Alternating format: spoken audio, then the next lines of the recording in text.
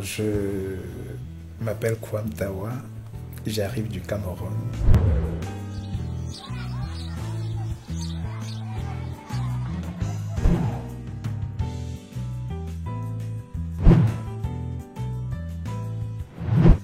Je suis auteur dramatique, poète et metteur en scène. J'anime la vie d'une compagnie de théâtre avec un ami, la compagnie Fegam, depuis bientôt 25 ans, où nous animons des ateliers, où nous mettons en lecture des livres des 4 coins du monde, où nous créons des spectacles. Mais j'écris aussi des livres pour les enfants. La pièce sur laquelle je travaille, c'est Don Juan de Molière. Le personnage de Don Juan, beaucoup le connaissent. La pièce, moins de personnes. Je suis heureux de travailler sur cette pièce, d'abord parce que, de mon point de vue, c'est l'une des plus belles de Molière. Et d'autre part, je me suis rendu compte, en lisant attentivement les dossiers pédagogiques qui étaient faits sur cette pièce, qu'il y avait des aspects sur lesquels on ne s'attardait pas. Je veux dire, Molière a beau dire dans la pièce que Don Juan se marie et se remarie, dans les dossiers pédagogiques, je ne vois pas apparaître le mot polygame pour quelqu'un qui épouse plusieurs femmes, parce qu'il ne se contente pas de courir les femmes, il en épouse. Et je viens d'un continent, je viens d'un pays, je viens d'une ville où la polygamie est d'actualité, et il m'a semblé intéressant de relire Don Juan de Molière en tenant en compte cette réalité-là.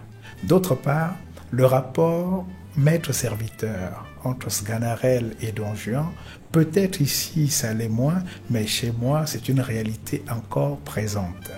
Mais surtout, la question de la justice immanente à la fin de la pièce, pour moi qui est une vision animiste du monde, une vision qui pense que tout le mal qu'on fait, on le paye ici-bas, le fait que Don Juan paye à la fin de la pièce pour tout ce qu'il a pu faire le long de sa vie, ça me semblait très intéressant.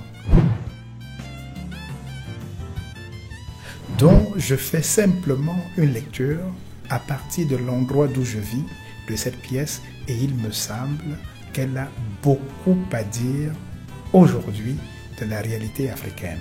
Parce qu'il y a 50 ans, il y a 40 ans, il y a 30 ans encore, dans la plupart de nos classes, Molière était étudié et très étudié.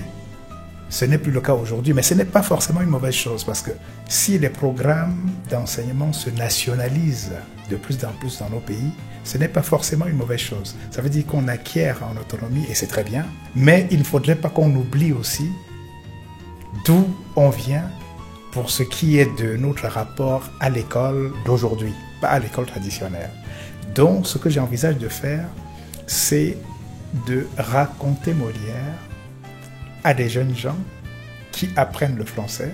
Et l'argument de ma pièce, c'est une troupe constituée de 10 jeunes qui apprennent le français, qui ont découvert la pièce de Molière et s'en vont la raconter à d'autres, tout simplement. Je suis tout près de la pièce de Molière. Je raconte vraiment en 20 minutes toute la pièce de Molière en suivant la structure. Mais si je me contentais de faire cela, ce ne serait pas trop moi. Et il se trouve que précisément à cette étape de mon parcours, je me pose la question de mon rapport à l'écriture dramatique. Qu'est-ce qu'aurait été le théâtre en Afrique si l'Afrique n'avait pas rencontré l'Occident? Et il m'a semblé que la palabre est cette pratique-là. Alors, arriver ici et écrire une pièce qui n'aurait rien de la palabre aurait été une façon de me mentir à moi-même. Donc, la structure de ma pièce, c'est qu'elle démarre dans un prologue sous la forme d'une palabre et par la suite déroule le récit de Molière, l'ancêtre Molière, tel qu'il l'avait imaginé.